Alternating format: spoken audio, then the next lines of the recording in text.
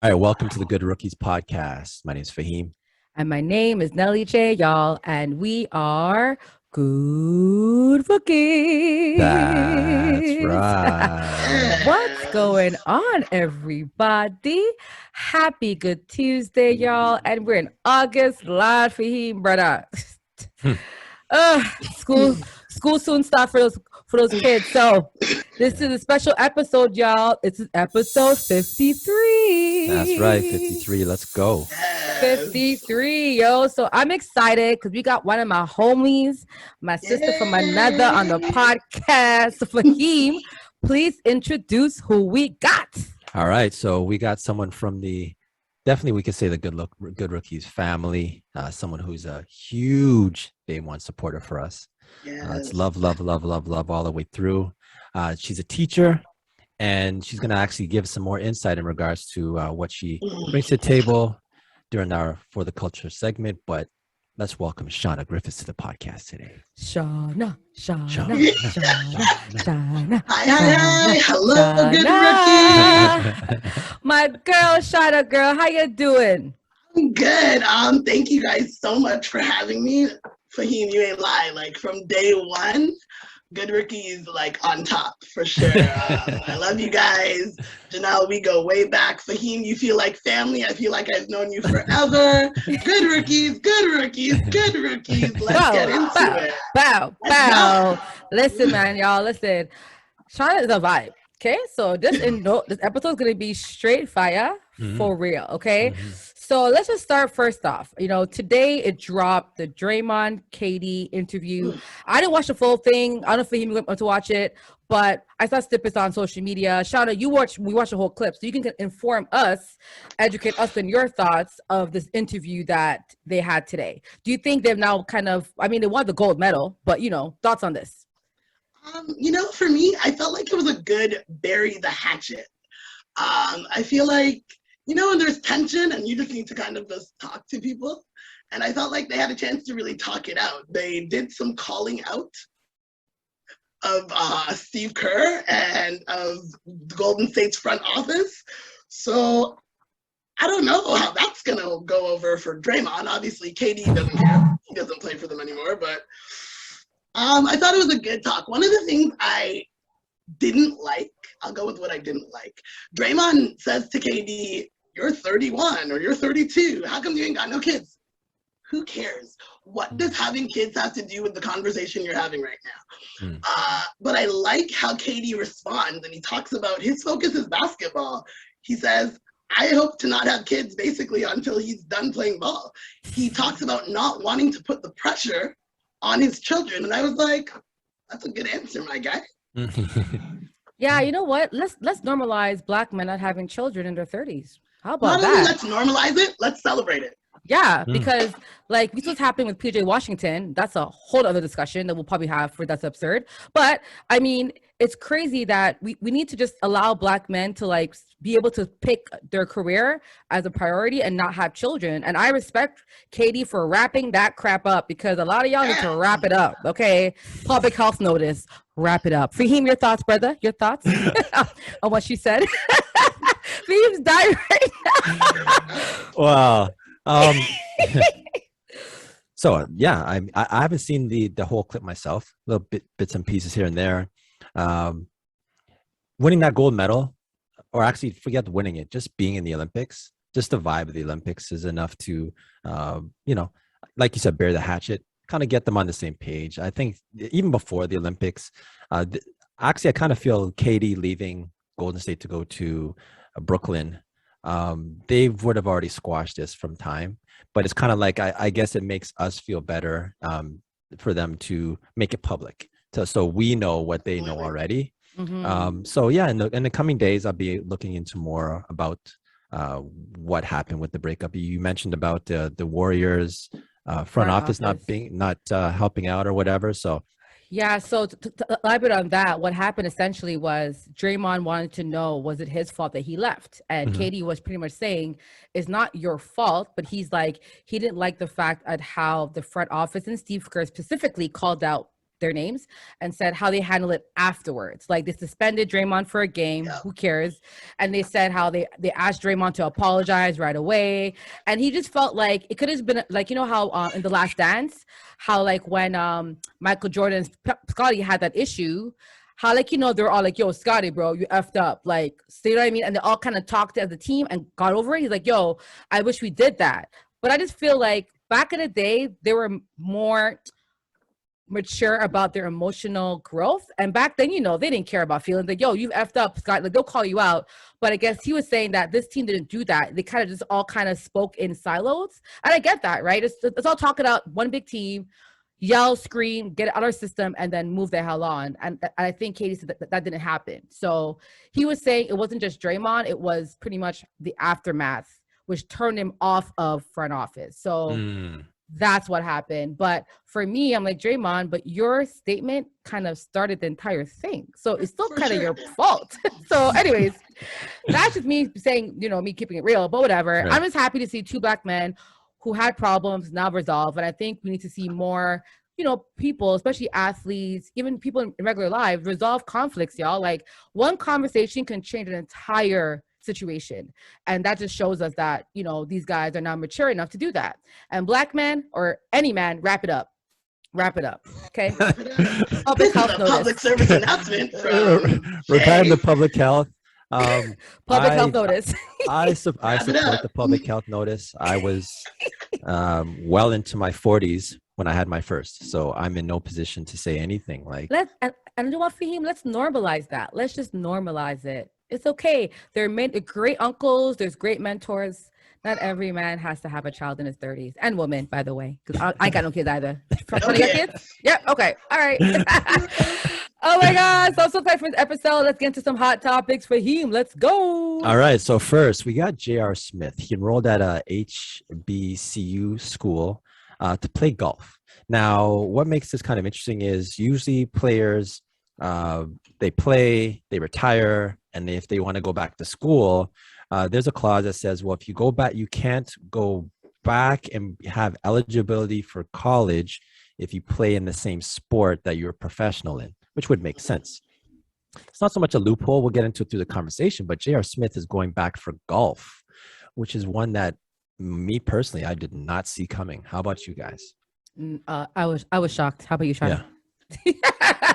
I was shocked. Honestly, I laughed because J.R. Smith is not a smooth, he's not a smooth guy. And so for me, like, golf is a very smooth, calm, collective, composed sport. And I don't see J.R. Smith as that person at all. At all. I mean, honestly, like when I think of J.R. Smith, I think of two things.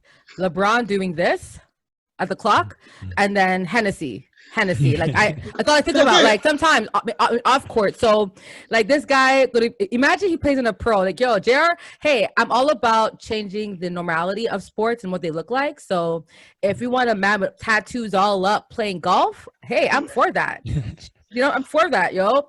Break that comfort zone, break that barrier. So, and also it's the HBCU school, and I think it's great publicity. So I love that as well. Also, I read up a little bit. He never went to college in the first place. He went straight out of high school. So technically, loophole. Yeah. Well, to his defense, he's a 5 handicap, which I'm hearing is pretty good. I don't follow golf, but it's not like he's getting off on just being an ex-professional player. Like apparently his golf game is okay. He's done charity games, and I guess in certain circles he's been known to be like a legit golfer. You know, Steph Curry is one also who already is a current player, has been known to be a very good golfer also. I think Tom Brady, and didn't Tom Brady play Aaron Rodgers in some type of like charity game, I think? Yeah, some kind of face-off. Yeah, face-off. And Tom Brady talking the most trash about, you know, that play. And I mean, a lot of these guys play golf. Golf is where business deals happen. Lots of people play golf and use golf. So the truth is he's probably been playing golf for years. Yeah. Just never would have thought he'd turn around and go back to school or go to school, because he's not back. He's going to school to play golf. So in regards to, I just want to ask, how many on the PGA Tour right now, how many Black players do you think are on the PGA Tour right now? I think there's like 2. Is there 2? I'm sure Shauna? there's 2. If I'm honest, I don't follow golf like that at all. Is there 2? I thought there was 2. There might be like, I'm gonna go. Let's say 2 or 3. And I need a hard number. Okay, I'm gonna go with 3. Okay. There are 3 Black men out there playing golf. Shout outs to whoever you are. We I hope you're wrapping it up. I hope you're wrapping it up. Sorry, go ahead, Faheem. So Shauna, you are right. Actually, there's 4. There's 4. Okay. 4. That's I knew there was 2 for sure, but I wasn't sure. That's fewer than 1% of all PGA golfers. Want to grow on. I mean, golf is clearly a growing sport. I was more surprised to find out there's only 4 of them. That's all. I thought it'd be a lot more, to tell you the honest truth. I didn't think so, because unfortunately, only because, golf is not really pushed in the Black community and people of color. Right. And also to get into a tournament, it's very expensive. Like remember, to have a coach, they're not cheap. Golf coaches are very expensive. To have a cabbie, like all those things, it's like accumulates like money. And so unless a golfer invests in like, hey, I'm going to give you guys free. First of all, golf clubs are hella expensive, y'all. So expensive, ridiculous. They're not cheap. Like. And you also have to live in a place where there's golf courses. In the hood, don't got no golf courses. So where the hell are you going to go golfing? That's fair. That's fair. So we were just speaking about Steph and him being a very good golfer. He has a lot of time to golf, and he could probably buy his own golf course when all's said and done. He sure can. Because we're going to the top 10 highest paid players in the NBA season this upcoming season. Yo, I'm gonna go through them very quickly. Yes, please do, because I want to hear the list. Okay, here we go. 1 through 10. Steph Curry, 45 million. James Harden, 44. John Wall, 44. Russell Westbrook, 44. Kevin Durant, 42.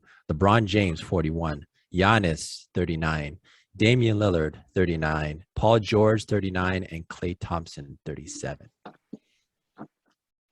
Money. Show me the money. What's crazy is that like the top contenders, they have like the Lakers have how much? They have Russell, LeBron. They have 2 players on the list, and Brooklyn has 2 players, and Warriors have 2 players, and that kind of looks at what might happen this upcoming season. But you know what? Steph wasn't getting paid anything his first few years, right? So I'm happy he's getting paid now. I feel happy like for him.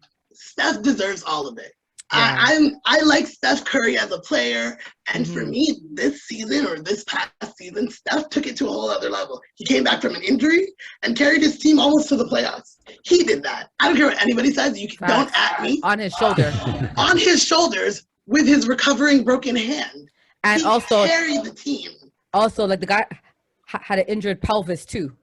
Right. Trust me, like he was not the fact that he was an MVP candidate. He was an MVP contender, and he didn't come back till March. Yep, MVP contender with a 9th seed team, hilarious, or 10th seed team, whatever the hell they were. They weren't even top 8. That's pretty impressive. That man money. Pay him all of the money. So but hold up, on that list, you said it's funny how the list doesn't reflect the top players. Like the top, like if we pick your top 5 players, they're not going to be John Wall, Westbrook, or Dame Lillard. You know what I mean? Well, that was going to be the point I was just going to get to. Yeah, everyone on this list, that's okay. Everyone on this list would make sense in regards to highest paid, right? The one that does not seem to be mixing in this properly is John Wall. Like he's the 3rd highest player that's coming off season. John Wall. Yeah, it's kind of shocking. Kind of shocking to see John Wall's name there. That means his agent is very good. Shout out your agent. That's the agent, because he clearly was able to sell. I mean, do we know when John Wall signed his contract for him? Like what year? Do you know? Like, 'cause it must have been where there was multiple players. Yeah, signing it would have been deals. with Washington, right? It wasn't. And wasn't that's probably re-signed, why, like, you know, because remember, these salaries kind of reflect that off season and who was available and who was getting paid and what numbers were happening that summer. So if it was all high numbers and maybe they just signed a new TV deal, then John Wall, you're just riding down that wave, you know? It's like, even like, I love Kyle Lowry, but he was overpaid. So that just happens, right? Like, if you're signing at the best time, then you get the best contract. So yeah, like John Wall to me does not belong in that list. And I'm surprised Kawhi, like, is that oh yeah, I think it's 36, right? His new 35? Yeah, he would have been just off of it, right? Just off that list. Yeah. Wow. Yeah. I'm noticing also, I don't think it's any coincidence that a lot of the guys who are on this list have shoe deals. But I'm not John Wall. Don't buy a John Wall shoes unless you live in Washington. You're not buying a John Wall shoes. Yeah. And if you are, DM me, send me a message, because I would like to ask this question. Klay Thompson's another one though. I was just about to say, you guys are thinking about John Wall. I'm thinking about Klay. How you getting so much money you ain't played in a whole year? No, not a whole year, whole 2 years actually. 2 years. Whole 2 years. You know, COVID has me forgetting what time it is, what year it is. No, legit. I feel like I skipped 2020. No, like I feel like I skipped 2020 didn't happen to me. Like I skipped that year in my memory. Real talk. For sure. Right. Because last year to me is 2019. Like real talk. Toronto Raptors just won a championship. Yeah. I stand by that. We Last just year. won. That was Just last year, right? Last year. But Klay Thompson, like, you know, he better come with it, because you're getting all this money and you've been riding around on your boat. But I follow him heard on Instagram, he's on his boat all the time, living his best life. And his dog. I forgot his dog's name, but him and his dog. But I will say though, from what I'm hearing from like people who have seen him work out, he looks very well. He can jump. His speed is back, which is crazy. It just shows you how much cannabis oil, marijuana, and medicine has advanced in real talk. Cannabis oil is a thing. so let's date this right now. So watch this. Klay Thompson. We had a discussion, Nelly J, with the two doctors on before. Yeah, we gave Dr. a prediction. J, Dr. Ben. Right. And we just thought about Klay coming back, and then Klay did not come back. So he's out another season. So let's do this to start this season. First of all, let me ask, does Klay Thompson make it through the season? Yes. Yes. Okay. Shauna, do you think he makes it through the season? Yeah. Yeah, he makes it through the season or to the season? Through. Those are two different questions. Yeah, right. Through to the end of the season. I can't give a definite answer because injuries happen all the time. He could be walking and trip over his own 2 feet. Like, you just never know. For me, he missed 2 whole years. Klay, if we saw Klay during that play-in tournament, how he was fuming. This man is coming back like if you watch like Dragon Ball Z, he's coming back Super Saiyan Klay Thompson. He's gonna have the gold. No, real talk. Klay's gonna go off, y'all, like straight up. Enough Naruto, what they want to call it. Like, that doesn't mean he won't get injured. No, but I think just like what they did with Steph Curry last year, if you watch how they played him last year, it'll be similar. Klay won't be playing any back-to-back games. Back-to-back, Steph did not play because he's on my fantasy team, and I was cussing. No back-to-back games, and they're probably gonna rest him for like if they have like, well, last year was really bad condensed season, so it should be better this year. But what's that called? Load management? What? Yeah, that's the thing. What? Yeah, so he'll be load managed his back. I think the first half load manage all the way, and then after the All-Star game, he'll get back into rhythm. LeBron, they're all doing that shit. They're all load managing. Every I think he makes to the end of the season. So I think we're all on the same page with this. It's just okay, he's been out for 2 years with the same type of lower body injury, right? Those are the facts. So I'm doubtful that the Klay Thompson that we knew of 2 years ago is going to be the same one that's going to start the season. I think a lot of people are kind of applying what he used to be before the injury. He's a 3-and-D guy, and the 3 will still be there. I'm highly doubtful the D is going to be there like it was before. I think he might be a shade. Now, mind you, I'm saying this not wishing anything bad upon Klay Thompson. I want to salute him. Great player. I'm kind of doubtful that he's going to be the Klay that we knew before. If this happens, Nelly J, be sure to remind me. You know I will. Yeah, I know you will. That's right. You know I will. I'm not gonna lie. I agree with you completely. I think the light-skinned brother is gonna come back, okay, with all the sass, all the light-skinned sass that he's gonna have, okay. Right. And I really think, listen, the thing about Klay is certain players, their mental game is so crazy, and I think because he has that strong mental capacity, player like attitude and confidence, that's gonna really help him. Like, and even like what happened with like, was it John Wall? Like do you think he was different? Like he still had high numbers last year. Right. Yeah, wasn't the same, but he still played well, and he was also out for 2 years. Right. Again, so my thing is that with these like latest technology of healing, physical therapy, so the Dr. Randy, shout out Dr. Randy on Clubhouse, even he was saying, I think Klay's gonna come back quite well. Okay. He was also concerned about defensively, like certain movements, like the lateral movement, certain things, might be a bit tricky, but the intensity will be there. So, and he has the wingspan, he has the attitude, and yes, he may be guarding guards as much, but they have him guarding wing player, but they may not need that if they do a good trade or a good pickup in the off season. So we'll see. I still think the Warriors are still a strong team. And to me, if you don't want to guard Klay, you're going to get sus. So I think with Steph Curry having Klay there, it's going to give Steph even more freedom to do what he wants because Klay's still a threat. You can't not guard Klay. If he's open, he's shooting on you. So he's going to be a huge threat. And I still don't think the Warriors are going to beat the Lakers in a playoff game, but if they can get one defender, like how Milwaukee got a Drew Holiday, I think they're in a talk. So I agree with you. The defense may not be there for him, but if they get one defender in that team, this could go, I guess, two ways. It could, on the bad end, it could be DeMarcus Cousins, who before the injury was an elite center, and after the injury never came back to be the same guy. That's true. On the flip side, it could be KD, someone who went down with 2 injuries, came back, and now you never even noticed that he was injured. Like he just came. So it can go either way.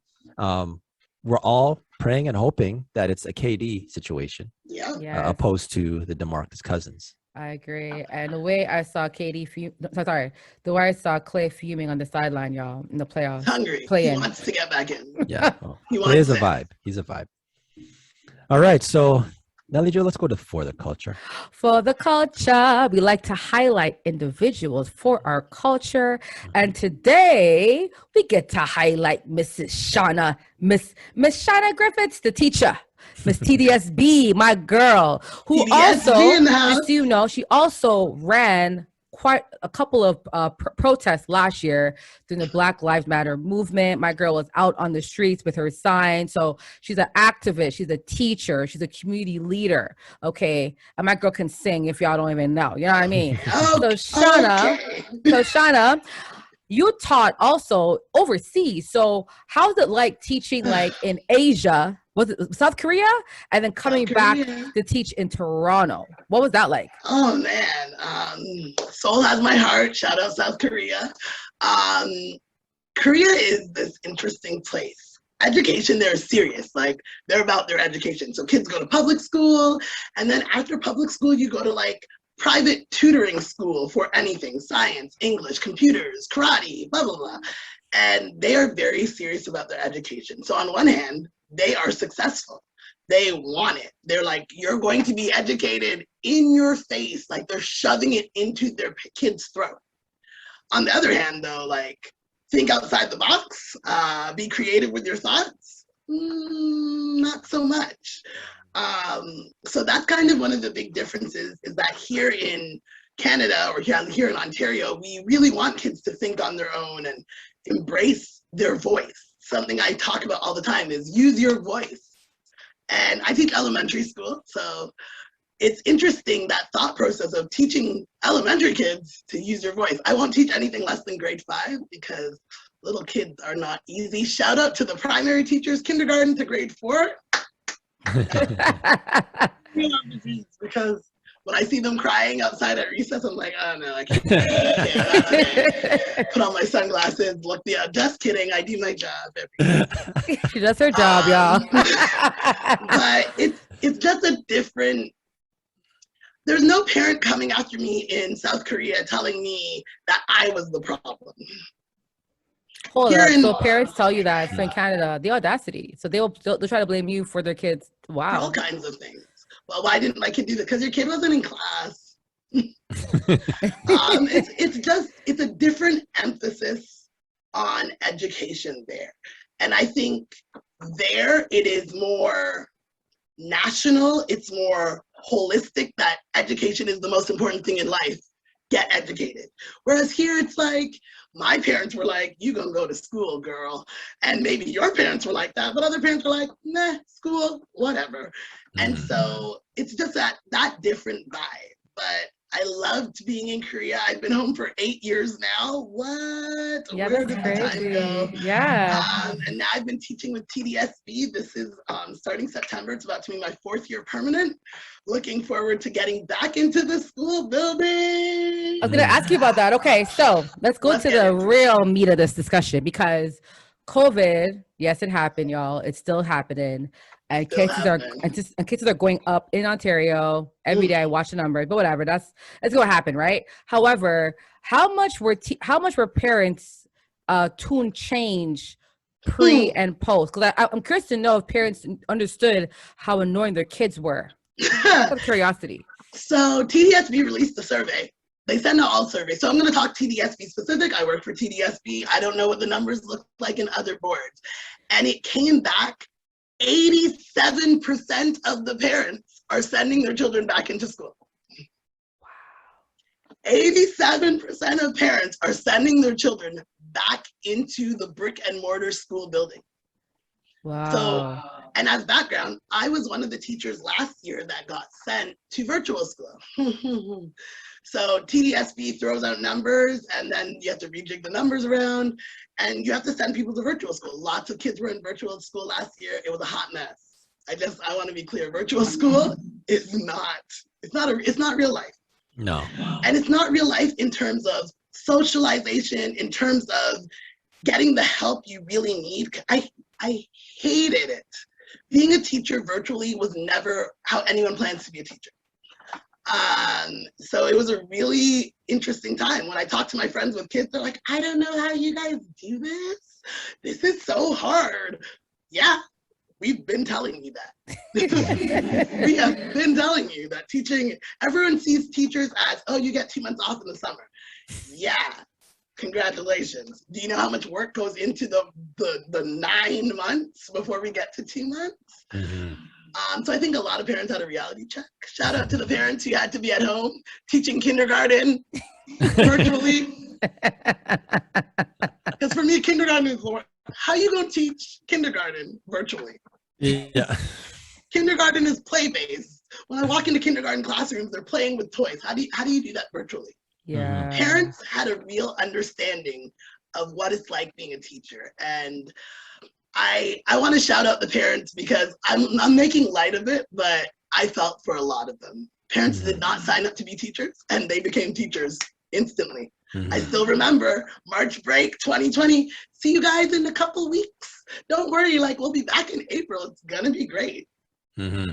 Well, I haven't been in a school building since March 2020. Wow. So on that then, what do you think the effect's gonna be to when you have kids who have been doing the virtual, haven't had a big part of any age for these kids is like socialization, being around other kids.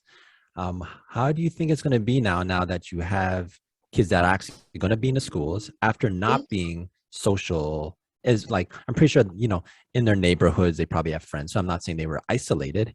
But in that context of like having a whole bunch of kids, and do you see any effects of these kids not? Absolutely. Mm-hmm. And you see it even just in the way listening to my class interact with each other online. So if you were in virtual school, one of the biggest things used to drive me nuts, I ask a question, everyone's typing their answers in the chat. And I used to go, hey kids, you know there's no chat box when you're in school, right? You can't type your answer into a chat box. I think a lot of children have forgotten how to literally speak, how to answer questions. I think that school boards, teachers, administrators, parents, social workers, it's gonna be a challenging year of really getting children back to connecting.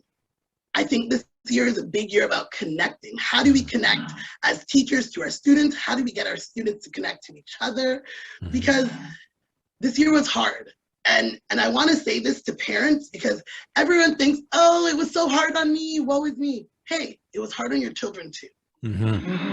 I think we forget that children are people, they have feelings, they care about stuff, they care about their friends. I know so many people who are like, I hate that my parents sent me to virtual school because I don't get to see my friend. Yeah. Children are people. And so I always tell my parents, my friends who are parents, and they ask me questions, I'm like, go easy on your kids. This year was hard on them too. Yeah, so my daughter, she was born at the start of COVID. So under normal circumstances, how it normally goes is, you know, once a child, usually anywhere around a year or so, they, you know, daycare. And, you know, that was lock off. So there's no daycare. So even for her, like, she's great. It's just sometimes you take her to the park and the whole interaction because a lot of her first maybe 8 months was seeing someone on a screen. You know, like if it wasn't someone who's close, it was someone on a screen. So she's getting so much better now. And that's one thing about kids. You know, kids, they say pick up languages very quick because they're just like sponges, absorbed, right? So same thing with the socialization thing, as you mentioned, like she's kind of going through a stage. But I can notice even over the last few weeks, even being out a little bit more, she's really picking it up and starting to embrace being social. So I totally get what you're saying. Absolutely. Like I said, parents, if I leave you with any tips. I was going to ask you about that. Hold on. So we answer this tip. What tips do you have for parents right now? Because when this comes out, it'll be back to school phase, right? Like, so what tips do you have for parents that are getting their kids ready back to school? And what advice do you have that they should give their kids? Because it's going to be a trying year, like you said. Yeah, absolutely. Like I said, parents, go easy on your kids. You need to reassure your child that it's okay. This idea, there's this huge notion of, oh, my kid's gonna be behind. Guess what? Everyone's behind. And if everyone's behind, we're all really at the same place.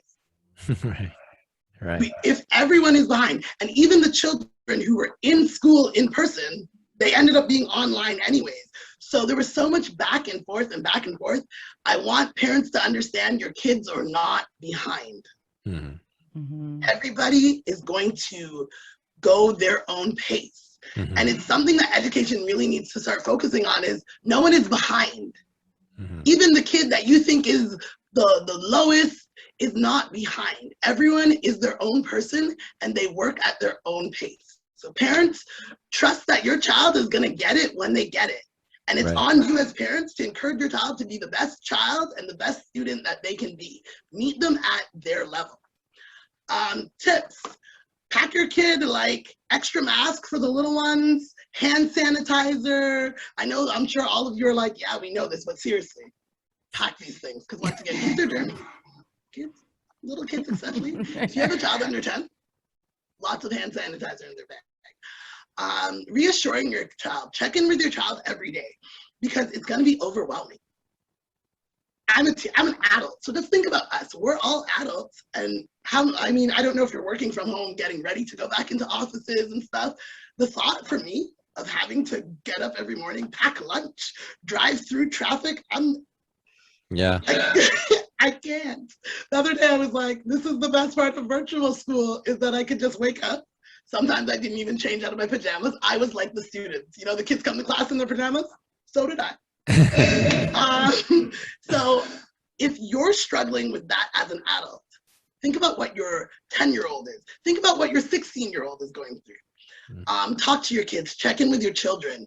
Say, hey, not just how was school, how are you feeling about being back in school? You have to ask specific questions because if you just say, how was school? They're going to say, it was okay. Right. Ask them how they're feeling about school. Ask them questions to get them to talk about their feelings, because if you're feeling some type of way, so are they. Mm-hmm. And I think it's important that as adults, we remember that. And I mean, I grew up in a West Indian home, and lots of, as Black people, as Caribbean people, as African people, we often try to downplay our children's feelings. And I'm encouraging all of you to not do that, because 2020 was hard on everybody. Not just moms and dads, not just marriages, parents, kids, babies, toddlers. Everyone's gonna feel it in different ways. And I think it's just important to have real, open, honest conversations with your children and make sure they're okay. Encourage them to get involved in stuff. Sports. Yay. Back to school, like, I mean, we'll see how it goes. But they're saying field trips are coming back. They're saying extracurricular activities are coming back. Kids need that. We need that at school. That's a big part of school life. Encourage your children to get involved wherever they can, because every little bit will help them rebuild their confidence. Sometimes it's a confidence issue in that they're not confident to speak because they haven't really talked to anyone for the last year and a half. So just encourage your children, love on your children, reassure them, find out and make sure they're actually okay. I love that. Y'all, you heard from Mrs. Shauna Griffiths. And it's simple, guys. Love your children, reassure them, check in on them, do the right things for your kids, and ask them how they feel. I know with my nephew and nieces, I definitely plan on checking in on them as the coolest auntie on the block. That's right. I'm gonna keep that. You know what I'm saying? But no, for real though, we all gotta do our part, because these children, yes, the parents are there, but the community has to also help out. So if your uncle, auntie, be involved. Don't just think because they're not your kids that you don't check in on them. Like, be active in their life as well. Shauna, you dropped so much gems. I'm just like, listen, if you're a parent, you better take notes. You understand? It's simple. Also, my homegirl, V Breezy, Vanessa, her boyfriend is actually doing an amazing backpack drive. I actually donated, I think it's $20 per backpack. So if you want to support, let me know, DM me. But, it's all about supporting, because some parents really struggle this COVID, and they can't even afford to buy their kids supplies and things for school. So there's many backpack drives happening. I think Jamal McGraw is doing one as well. There's a lot, y'all. So let's just try to support. Andrew Miller also. Andrew Miller is doing one. Yes. One More Wear is doing a backpack drive. One More Wear shot him out. That's right. So yes, y'all, let's just try to, support these organizations, because a lot of parents have been struggling. So if we can support them in any way, $20, $5, what we could do, let's give back, y'all. That's right. Absolutely. All right. So let's close this out with That's Absurd. That's absurd. Faheem, bro. What was absurd this week? What was absurd? So there's 3 Vancouver Whitecaps from the MLS, Major League Soccer. The academy players for the Vancouver Whitecaps were racially assaulted in an event that was not taking place on grounds or while playing. But at the end of the day, they are still players for the organization. So you're saying 3 players from the Whitecaps were assaulted, right? That's correct. The question is, were they assaulted by other players, or were they assaulted by just like random people? So from what I was taking from this, it was from random people, not other players. Okay. I find it so interesting, because y'all, if you look up these articles about the situation, y'all, it is such like, I feel like I'm reading like a redacted FBI file. Like, real talk, no, it's so absurd. Like, first of all, the reporting on this is absurd. We have no names. We have, I guess they're kids, but still, we have no even like, what's their background? Because racial, what does that mean? Because were they Asian? Were they indigenous? Were they Black? Were they Middle Eastern? Like, what is going on? And I feel like this is typical Canada media, because Canada media never wants to look bad. So it's like they always hide stuff. Like, I need someone to whistleblow this, because who got like the kid's background? Are they okay? And I'm curious to know what happened. What was said? Like, man, like, it's so it's absurd that it's happened to these 3 children because they're kids. I think one got stabbed. Yeah, that's very right. sad, but it's also absurd on the reporting on this because our journalists in Canada, y'all are trash. Yeah, I said it. Y'all are trash because how can you guys not find out this information? Like, what's going on here? Shauna, your thoughts on this? For me, I'm gonna go against the grain and say it's actually not absurd. Oh, right. Let's be real. It's actually not absurd. The only absurd part about this is the lack of details. But the fact that it is happening, not absurd at all. Let's be real. Kanye West said it best. Racism's still alive. We just be concealing it. And I mean, it's happening. This isn't the first, second, third. This isn't new, especially with the soccer organizations. Right.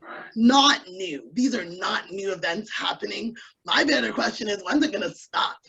Even the statement that the team released, it was so blanket. Yeah, let me read that for you. Quote, "Enough is enough. We are heartbroken and sickened by the allegations and strongly condemn all forms of discrimination, racism, and hate. Such disgusting behavior has absolutely no place in our community. We'll do everything to support our players affected and urge the toughest punishment possible for those responsible." End Okay, quote. who's responsible? What was said? And most disgusting. A lot of questions. So actually, I was just actually thinking right now. So they're 17 years, the 17-year-old kid, right? So I'm just wondering, maybe because of the fact that they might be minors, maybe that's why the fact that they have to protect. Okay, go ahead. See, No, but I it doesn't get that. say that the players were 17-year-old. It says the guy they caught was 17 years old. And so the lack of details on this thing is just, that's absurd. And also we know, because in the last year, we know that at 17, you're still somewhat mature enough to make the right decisions. And also we've seen players lose NHL contracts because of their disgusting behavior at that age. So what I'm saying is that if you're a 17-year-old and maybe his dad is, listen, this is my assumption, y'all, and I'm assuming this, okay? I watch enough shows. So my assumption is this, okay? Based on my theory of TV shows, I'm thinking that the kids who assaulted these unfortunate souls, their father is hella rich, has hella money and hella power for him to be able to control all the media outlets in Canada and to have the fact that there's zero information. He must have put NDAs in front of everyone at the party. Here's an NDA lineup. I'm gonna give all y'all $50K or more to hush your mouth. For sure. Guys, there's no way this story is not bigger than it is. I saw one paragraph from the score. You Google it, guys, nothing. This is the most undercover, redacted FBI, CIA I've ever seen in my life. And it blows my mind because in this day and age, everyone has a cell phone. Everyone's taking pictures. Everybody's on Twitter, Snapchat, Instagram. You mean to tell me that nobody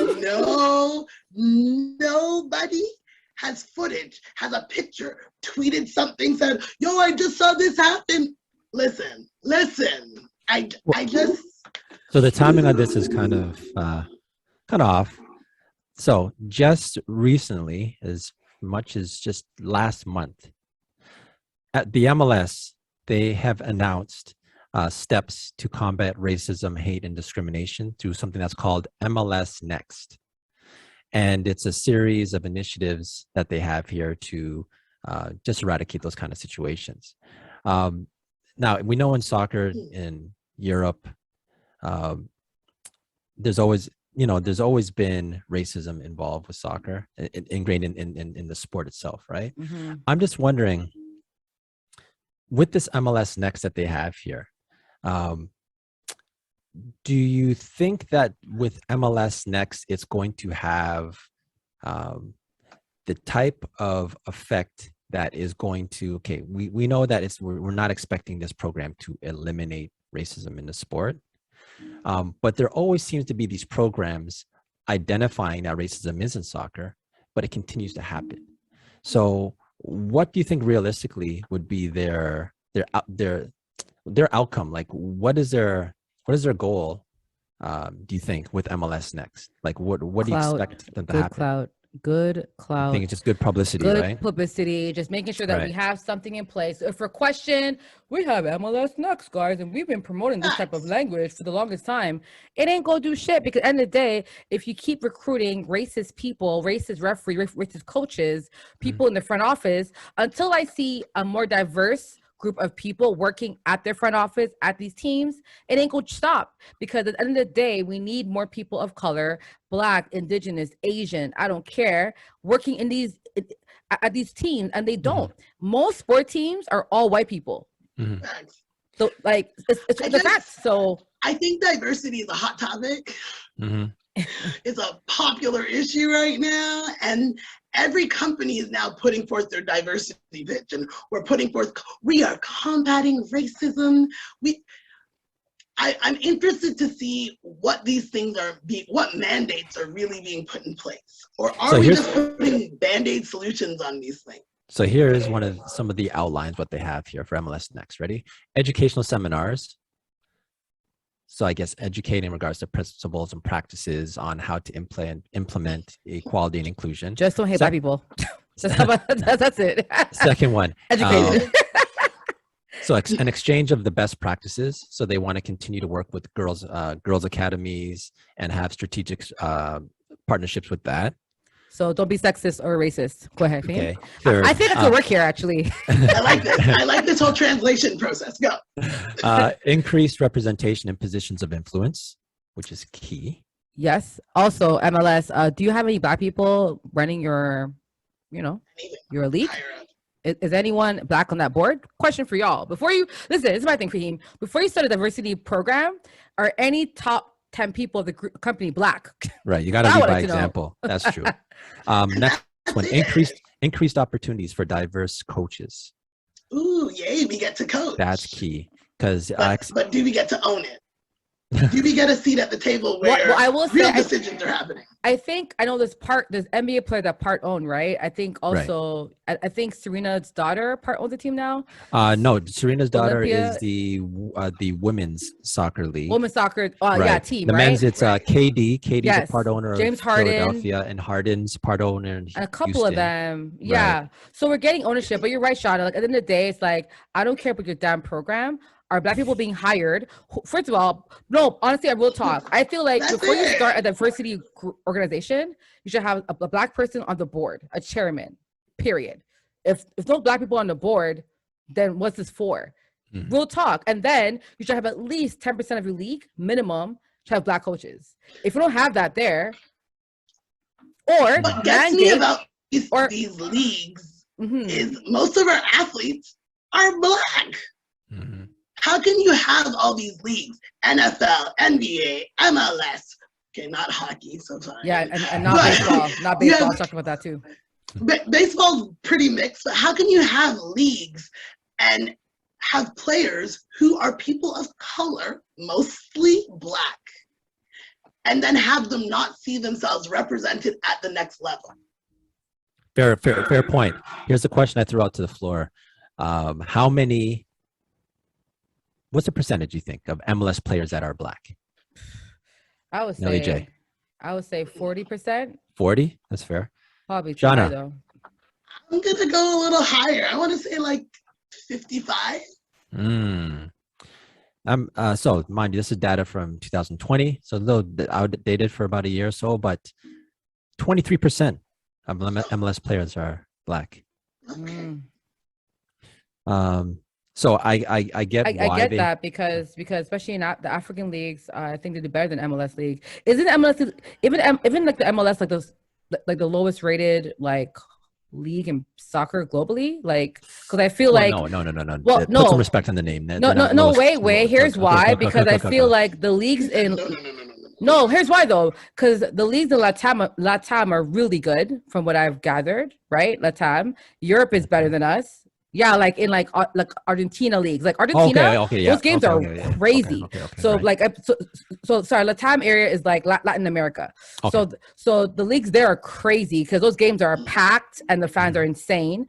And actually, I've been to a stadium there and it's way bigger than our stadium up here, so they're huge. Even the leagues in Africa are quite big as well, and lots of people go there. And then also the leagues in like Middle Eastern's pretty big. Like I just feel like the MLS is maybe the baby league because remember it started after all those leagues too, right? Didn't it? It's probably the youngest league in soccer, Yeah, it's like right? 30 years. Yeah. I think it also has to do with the market. I think North America is very basketball, football. Even wrestling. I'd say basketball, football are like top tier. And then like you got hockey. There's so many things going on. When you look at Latin America, there's no NBA, there's no NFL, there's no NHL. Yeah, so that makes sense then that MLS is lower down on the scale. It's on the come up because soccer is the most popular sport. And so people love soccer. But I find that and maybe I don't know enough, but I find that we don't have as big a support for MLS as people are watching Europa or all the other leagues. I find we're not watching MLS as much here. It's true. That's fair. That's fair. MLS though, they are their attendance is I think better than one would give them credit for. I'm just gonna look it up real quick. No, they have good attendance, but I'm just saying like in terms of like how big the stadiums are for MLS versus other countries, like even stadiums in Africa are bigger than the ones in Toronto, like you know what I mean, or Vancouver. I'm just saying that like and the pay is cheaper. Like they're getting paid much less than the other leagues as well.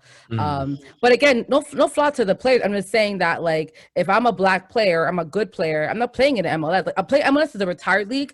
If I'm really really good, I will try to get into other countries or because there is more competitive, more exposure and stuff like that. But I'm curious to know from a soccer player, like if you can pick a place to play, where would you play? That would be Europe.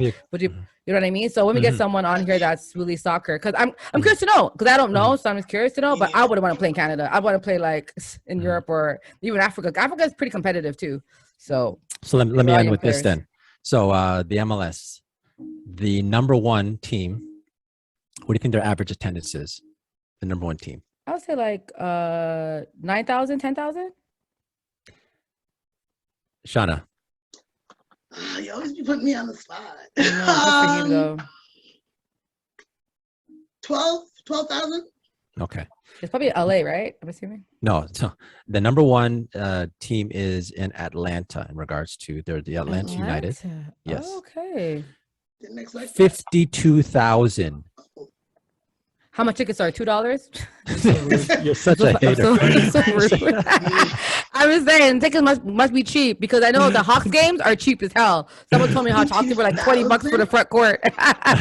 That's number one. Now let me tell you number two. Number two is Seattle Sounders. Yes. 40,000. Nice. And then third is Cincinnati FC, and they're at 28,000. So that's average attendance, right? Average attendance. $5 per ticket. Good for y'all. I would just like to say I stand corrected. Apparently, we are into soccer. Sorry for all the soccer fans out there. Listen, I would be too with $5. Yo, how much it costs for a ticket for you? No, real talk. No, it's not why, because I know for a fact I had a friend who went to the Atlanta Hawks playoff game, and they were talking about how cheap it was. Like yo, it's like $25. I'm like, what? For a playoff game in Toronto, it'd be like, oh, I don't know, it's more expensive. 500. Okay. Actually, I'm gonna get you that answer right there. Yeah, get the number. I want to know. Sorry, MLS. I'm not trying to disrespect. I'm just curious to know how much. Here we go. So I'll go specifically for Atlanta since they're the number one. Okay. Yeah. So the average ticket price for Atlanta is $75. Okay, that's good. That's pretty good.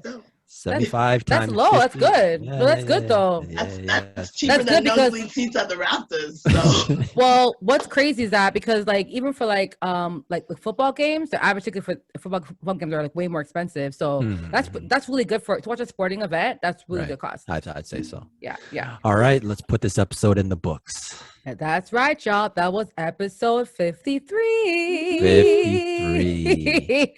So, y'all, oh my God, we had Shauna Griffiths in the building, Miss TDSB Teacher, activist, community leader. You know what I'm saying? So, Shauna, we love to give our guests a chance to do a shout out. So, the floor is yours.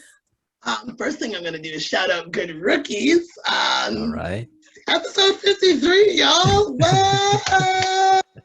I know it's been a long time coming.